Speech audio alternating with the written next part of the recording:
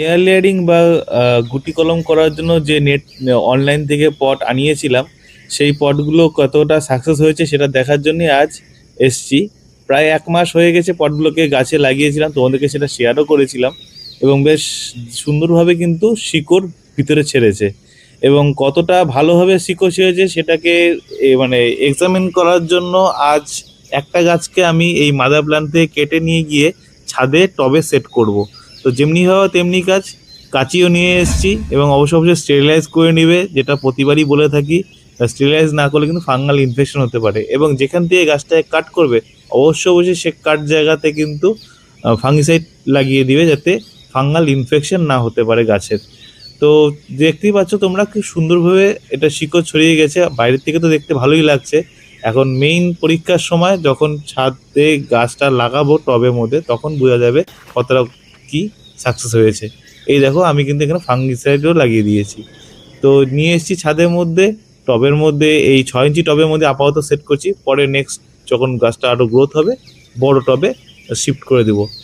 Normal garden soil নিয়ে নিয়েছি এবং তার মধ্যে 50% আমি গার্ডেন সয়েল এবং 50% বালু মিশিয়ে নিয়েছি। নদীর যে সাদা বালু হয় সেই বালু, মানে সরি, হলুদ বালু হয় নদীর, সেই বালুটা কিন্তু মানে মিশিয়ে নিয়েছি। এবং এখন মেইন পরীক্ষার সময়, মানে পরীক্ষার ফলাফলের সময় যে কতটা কি শিকড় বেরিয়েছে।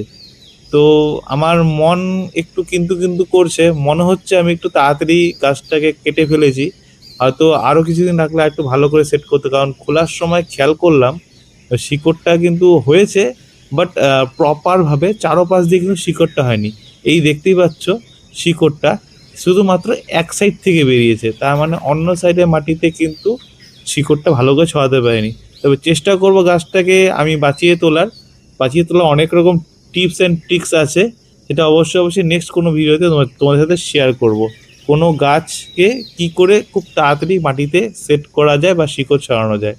দেখতেই পাচ্ছ গাছটা টবে সেট করা হয়ে গেছে এবং এই এয়ার লেয়ারিং করার পটটা ইউজ করার পর আমি এতটুকু শিওর দিয়ে তোমাদেরকে বলতে পারি, তোমরা চাইলে কিন্তু এই পটটা তোমরাও অনলাইন থেকে পারচেস করতে পারো। খুব ভালো পট এবং খুব সাকসেসফুলি আমি এটাকে মানে ইউজ করতে পেরেছি এবং খুব ভালোভাবে কিন্তু এরা এয়ার লেয়ারিং হয়। হ্যাঁ, এটা আলাদা বিষয়, আমি একটু খুব তাড়াতাড়ি গাছটাকে কেটে ফেলেছি, মানে আরও কিছুদিন রাখলে হয়তো আরও ভালো করে শিকড় ছাড়তো।